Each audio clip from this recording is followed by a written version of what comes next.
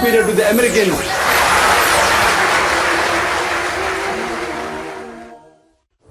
Alhamdulillah, wassalatu wassalam, ala rasulillah wa ala alihi wa sahbihi ajmain, amma ba'd.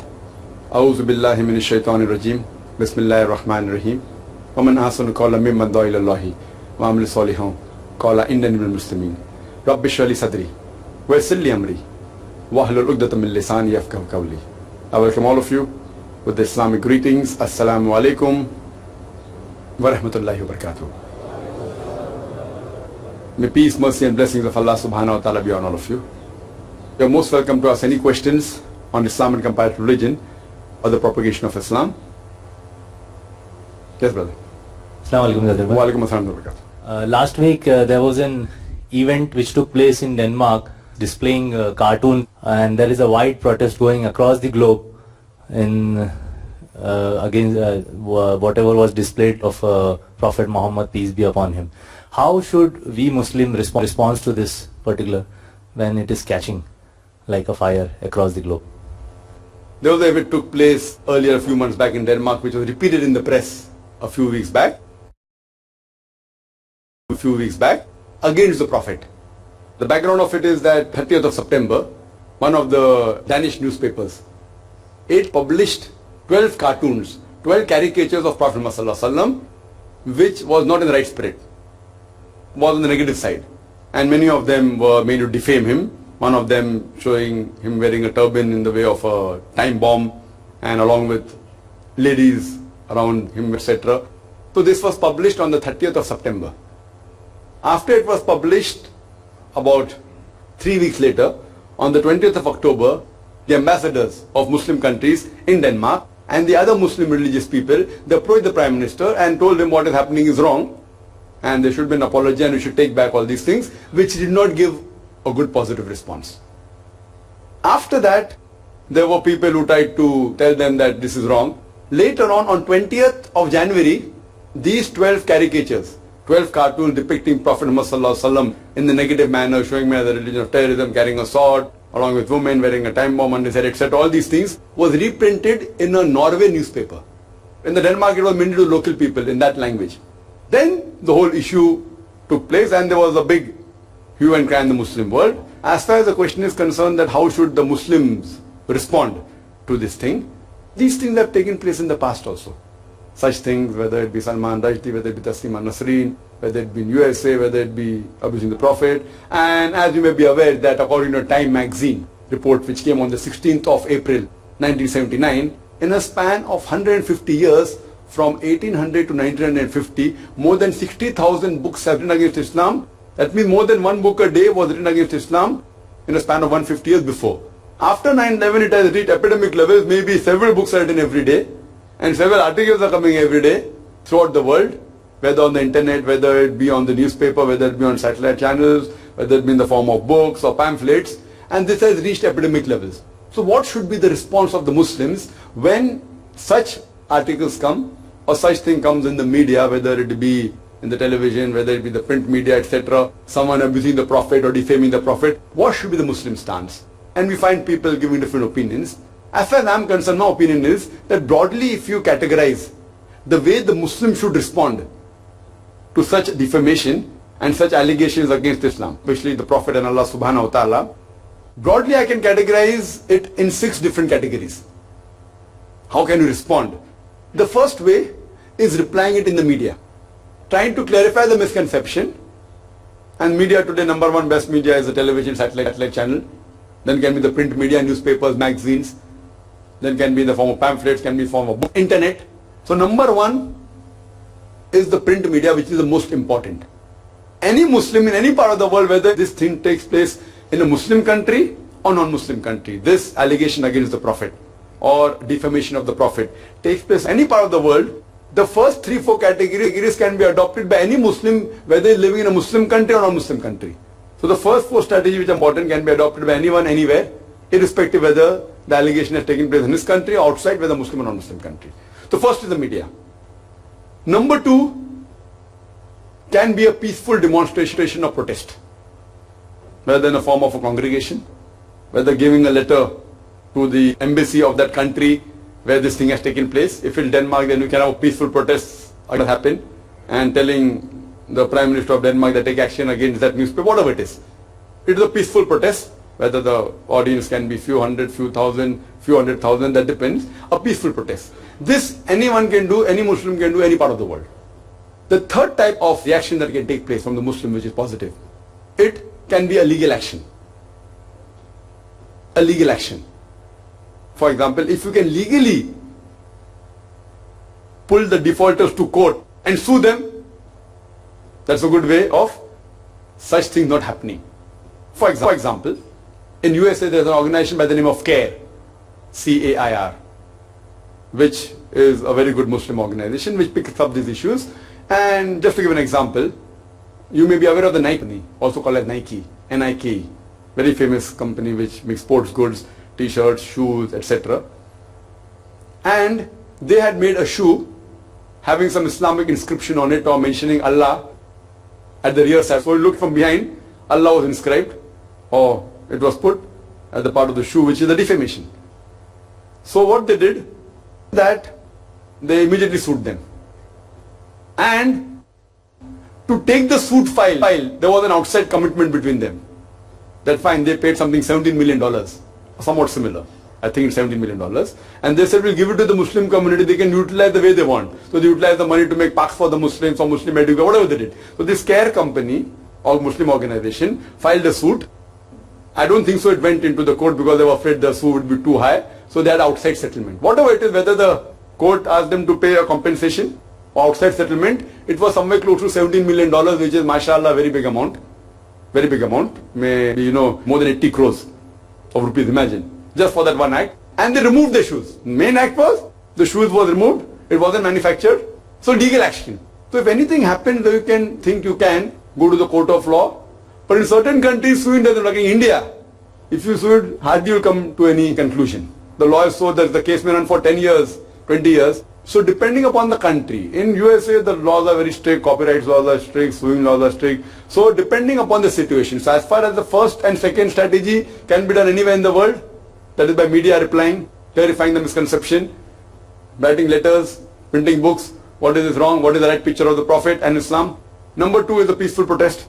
Number 3 is legal action, whatever way you can, if it's practical in that country. Even if it's not practical, at least make an effort to see if you can get the person to task.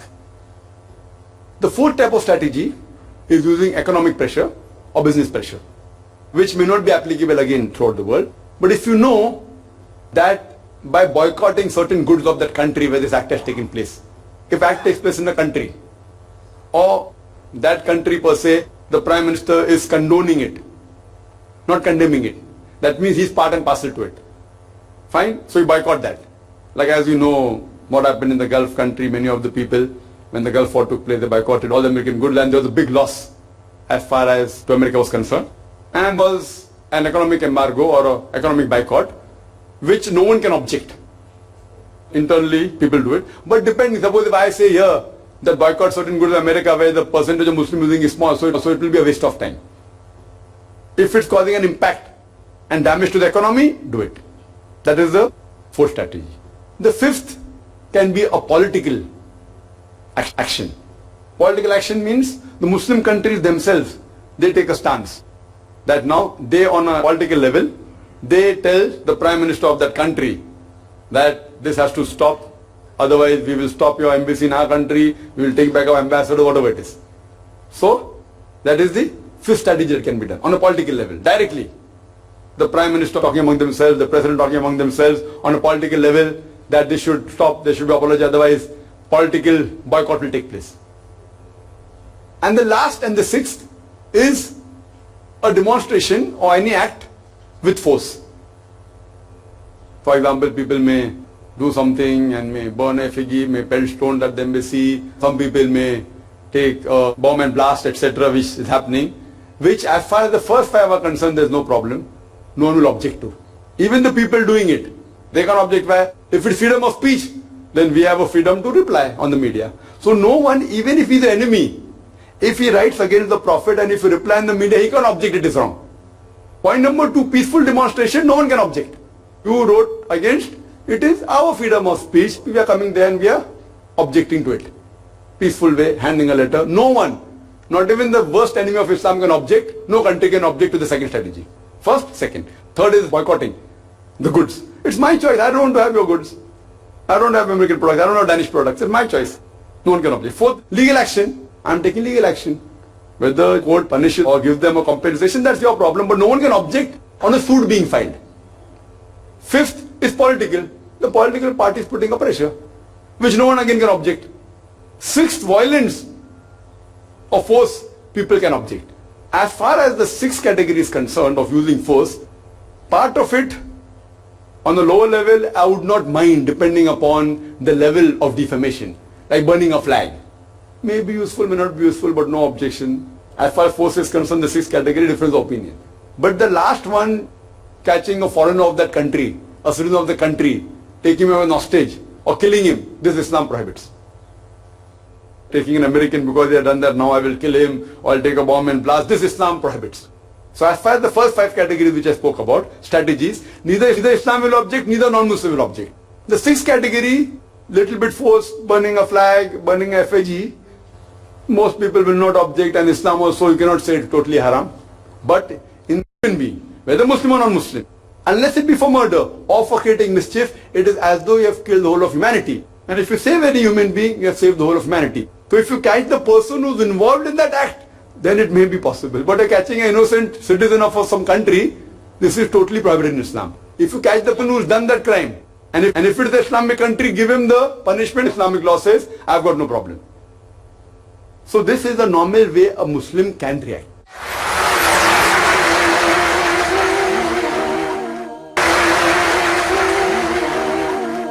This is the normal way a Muslim can react.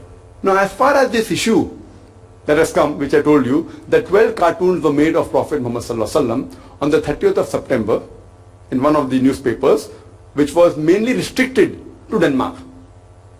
When it was done, they went to the Prime Minister, the people got together, the Muslim clerics got together, the Muslim ambassadors got together. After about 3 weeks, they went to the Prime Minister and they told him that what this is wrong, this is defamation, it's not right. The Prime Minister took it very lightly, he did not take any action. Actually, there was no response. Okay, he said, but no response at all. On the 20th of January, after 3 months, the same thing was reprinted in Norway. Many Muslims told me from abroad, Zakir bhai, is it right that we are taking so much demonstration, should we do or not, and etc., etc. So I said, see, if you don't nip at the bud, it will grow. Now, after checking up the news, we come to know this thing did not take place in January, it took place on 30th of September, and the Muslims in a peaceful way, they went to the Prime Minister. But he says, this is freedom of speech, now what can I do? And he didn't give any response. Now, when this article was picked up by another European country, Norway, and reprinted the same thing on 20th of January, then 4 German newspapers again reprinted the same caricature of the Prophet defaming him. I cannot describe all. It will be wrong for me to repeat also. Certain things I can say, that they showed him wearing a helmet like a time bomb and then having sword and etc. etc. Everything I can't say. But the thing is that it was reprinted first in Norway. After that the big hue and cry, and immediately in German, 4 newspapers in Germany did it. Then in France they did it. Then in Hungary they did it. In this meantime, immediately within a week's time, there was response from Muslim community almost throughout the world, mashallah. And the responses that took place, mashallah, in all 6 categories. First there were reply, you find reply on the internet, you find reply in the magazines, you find reply on the satellite channel, mashallah. Very good response. Then on the second level, demonstration peacefully in many parts. Peacefully demonstrated in many parts, Pakistan, Bangladesh, Indonesia, Gulf countries, peaceful demonstration. The third one, taking legal action, alhamdulillah, in Saudi Arabia, there are more than 500 lawyers who are thinking of appointing a committee internationally. In future, if anyone defames Islam or the Prophet, we will file international suit. This was the third strategy. Fourth strategy was having an economic embargo, and mashallah, the economic pressure. Immediately, on statistics, the Middle East countries have banned the products of Denmark. Kuwait alone, every year, on an annual, $170 million of import from Denmark. Denmark exports $170 million every year to Kuwait alone. Middle East alone, it is more than $800 million. Some statistics say $1 billion a year. Now imagine more than $800 million loss for Denmark every year. It's a big loss. The economy of Denmark it's a small country. It mainly deals in the dairy products of milk, etc. Only in the Middle East, not talking about the Muslim countries all put together. Muslim countries all put together will be billions of dollars. Only the Middle East countries, and immediately in supermarkets, we found that the supermarket the people owned, they immediately said they put that dairy products from Denmark banned. Not that they went in loss. People bought some other product, but not of Denmark. But Denmark went in loss. So immediately what they did, that the dairy product committee in Denmark, they went to the Prime Minister. They went to the newspaper. That what's happening. So now there's apology from the newspaper, belated, after so many months. If you analyze the apology that came, mainly because of this economic embargo, in the Arabic and English was very clear. But in Denmark newspaper it was slightly, the translation was. So again, the Prime Minister also gave a half-hearted apology. And the newspaper, the chief editor said that what we wrote is not against the Danish laws, but because it hurt the Muslims in different parts of the world, we apologize. That means they're giving an apology but with condition. According to Danish laws, it's not prohibited. Means we didn't break any rule of Denmark country. But because it hurt millions of Muslims throughout the world, we are sorry for that. For example, if any religion rape is allowed, and if I rape anyone's sister and say, that see, in my religion raping is allowed, but I'm sorry if I hurt you. I mean, you can't say in my country it's allowed. If it is wrong for humanity, it is wrong. Whether it's there in your religion or not. Whether it's there in your country or not. So imagine someone say, my religion raping a woman is allowed, and I rape your mother, and I rape your sister, and I rape your wife. If you felt hurt, I'm sorry. Is it logical? No. What is wrong for human beings is wrong. And it's made haram when it is wrong for everyone as a whole. Or for the majority. Then it's haram. If it's wrong only for a minority, then it's not haram. For example, sugar is bad for those who have diabetes. So for that it's not haram for everyone, haram only for that individual.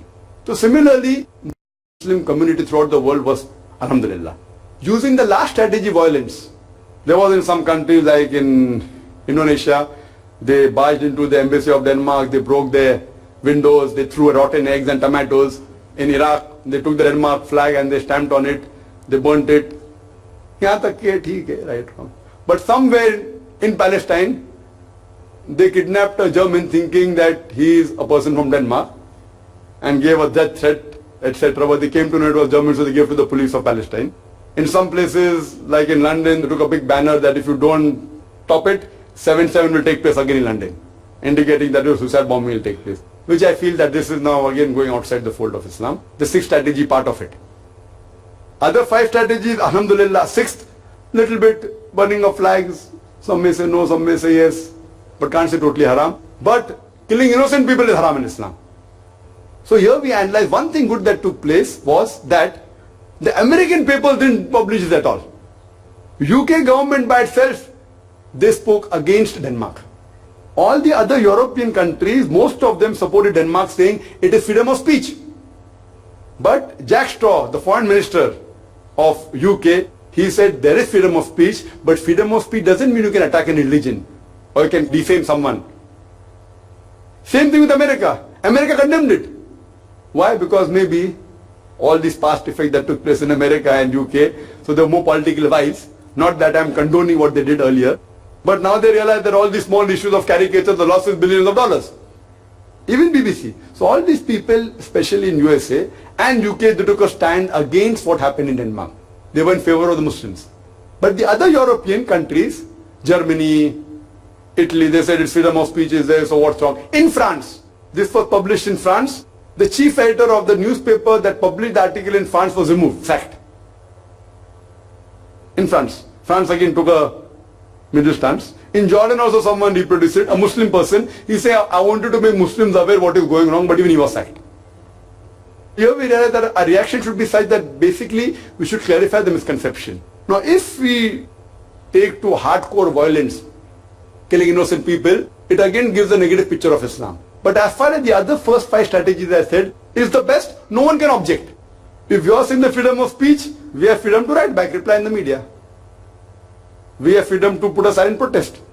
We have freedom to boycott your goods. It's our choice. We don't eat Danish cookies.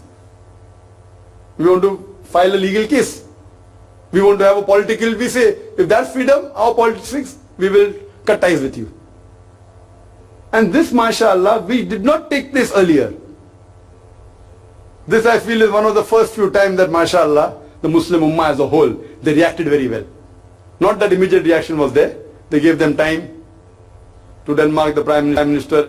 This took place 20th of January and the Muslim reacted no. First we gave them time. And then when it blew out of proportion, it was reprinted in the other European newspaper. To prevent it from happening, this thing I feel happened very well except for the few incidents which were outside the violence limit that Islam permits. Otherwise, as a whole, I feel, mashallah, the Muslim community as a whole, they reacted very well.